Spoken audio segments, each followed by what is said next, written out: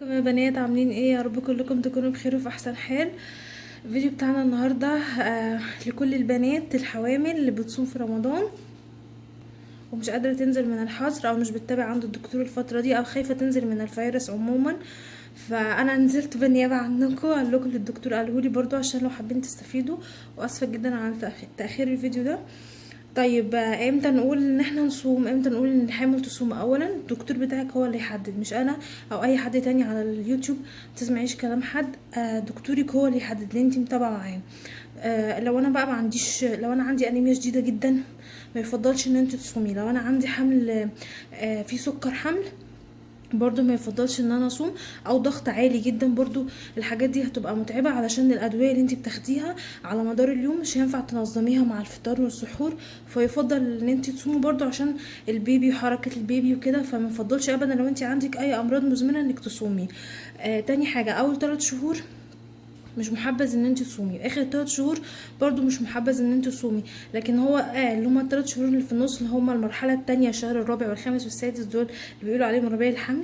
يعني الاعراض فيهم بتبقى قلت شويه عن اول 3 شهور. ممكن تصومي فيهم عادي جدا لو انت ما عندكيش امراض مزمنه. لكن لو عندك ما يفضلش انك تصومي.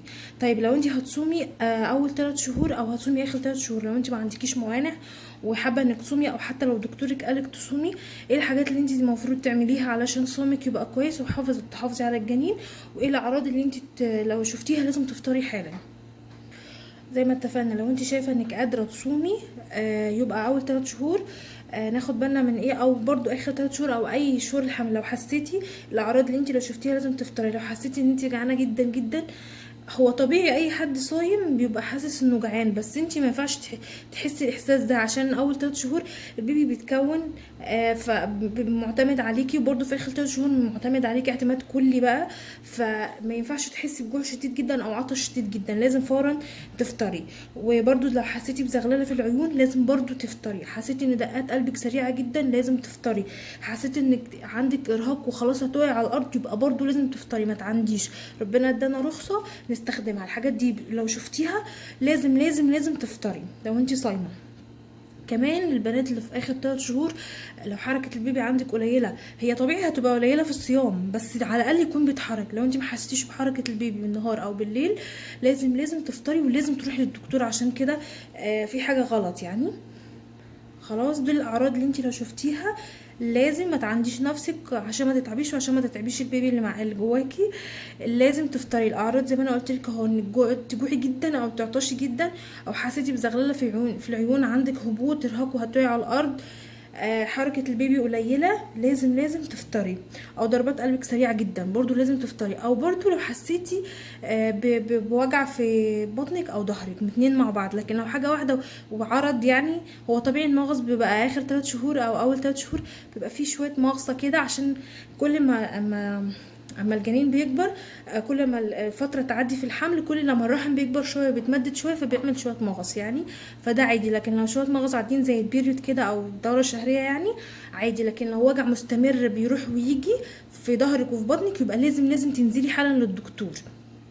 خلاص، دي الاعراض. طب الحاجات اللي احنا نقدر نعملها علشان يبقى صيامنا كويس ويعدي على خير يعني، او الاجراءات المفروض نعملها ايه؟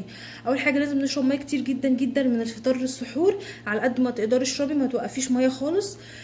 تاني حاجه، خدي ادويتك في ميعادها، اوعي تنسي الادويه بتاعتك. خدي، لو انت بتاخدي حديد او كالسيوم خلاص عديتي اول 3 شهور لازم تاخديهم بعد الفطار وقبل السحور.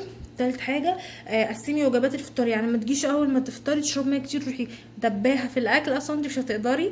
فلا، كلي وجبه صغيره وكمان ساعتين وجبه صغيره وكمان ساعتين وجبه صغيره. لازم تعملي كده عشان كمان الحموضه لو انت في الشهور الاخيره بتزيد قوي وهتتعبي. فلازم نقسم وجباتنا. طول ما انت قاعده لازم تاكلي وتشربي. طول ما انت قاعده كل ساعتين لازم اكل، وكل شويه لازم تشربي ميه. وحددي معيار كده، هاتي شفشق كده وحطيه جنبي. كل ما اشربي افضلي اشربي منه، كل ما يخلص امليه وهاتي. الموضوع هيبقى مرهق في الاول بس بعد كده هتتعودي على شرب الميه. طيب بعد تقسيم الوجبات لازم يكون فيها نوع بروتين ولازم يكون فيها نوع الياف او خضار، لازم ده ضروري.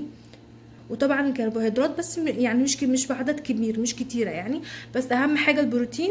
البروتين موجود في حاجات كتير، مش شرط اللحوم بس، مش شرط يعني الفراخ واللحمه والسمك. موجود في البقوليات زي الفول، موجود في البيض، فاهمني؟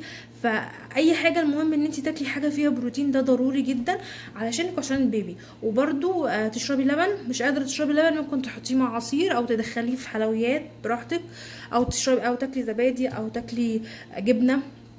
برضو الجبنه القريش حلوه جدا جدا. الخس حلو جدا. السلطه حلوه جدا.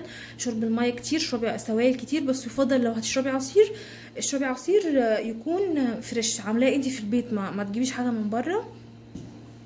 بعد كده لازم نأخر السحور، يعني مثلا لو الفجر عندك بيأذن 3:30 زي عندنا، يبقى الساعة 3 تكوني خلصتي أكل. يعني أعتقد كده أحسن. تأخير السحور ده حلو جدا، هيكون في بطنك أكل في الأول، وبعدين مش هتتعبي يعني. ده كلام برضه الدكتور ليا. تاني حاجة أقولك عليها، حاولي تنامي عدد ساعات في النهار، يعني ما تاخديش النهار كله صيام عشان ما تتعبيش. حاولي تنامي عدد ساعات في النهار، وخليكي صاحيه طول الليل افضل. يعني شقلبي ليلك نهارك ونهارك ليلك، علشان تعرفي تقعدي فتره طويله بين الفطار والسحور تقدري تاكلي فيها وتشربي فيها، عشان مش مفروض يعني هتفضلي صايمه طول النهار وطول الليل، ده غلط جدا على فكره. قله الميه عندك لو قلت، شرب الميه قل بيعمل مشاكل كتير جدا، بيعمل عدوى في الجهاز التناسلي، وبيعمل عدوى في الجهاز البولي، في حاجات كده بقى ممكن كيس الميه يتخرم، وحاجات كده غريبه وانتي في غنى عنها. فلازم تشرب ميه كتير، وتاخري السحور، وخلي الغدا بتاعك متكامل، واخد الادويه في ميعادها، ضروري تاخدي ادويتك. بس دي الاجراءات المفروض ان احنا نتبعها في فتره الفطار للسحور. بعد كده لازم تنامي شويه في النهار، وما تعمليش مجهود ابدا ابدا، لان انا ليا تجربه وحشه قوي. هي مش وحشه يعني، بس الحمد لله قدر الله وشاء فعل مع الصيام. يعني ما كنت حامل في بنوتي، كنت بعمل مجهود كتير، فحصل لي طالب مبكر وانا صايمه. فلا قدر الله يعني، بعد الشر عنكم كلكم.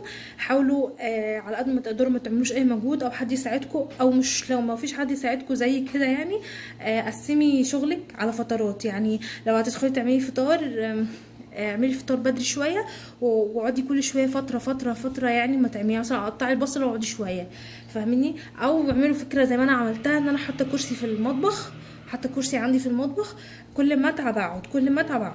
تمام. دي برضو حاجات حبيت اقولها لك عشان تسهل عليك الصيام، وان شاء الله الصوم مقبول ليكوا يا رب كلكم لينا. وخدي بالك من نفسك وما تعنديش نفسك. مش معنى ان انتي صومتي وبقى تنصحي كل الناس انهم يصوموا زيك، لا، كل واحد على حسب حالته. وربنا ادانا رخصه، لو انتي تعبانه ما تضغطيش على نفسك، ممكن تقضي الايام دي بعد كده عادي جدا. وبس ده كان الفيديو بتاعي النهارده، مش عاوزه ارغي واطول عليكم. لو عجبكم الفيديو ما تنسوش تشتركوا في القناه لو مش مشتركين، ومشتركين دعموني بلايك. يلا مع السلامه.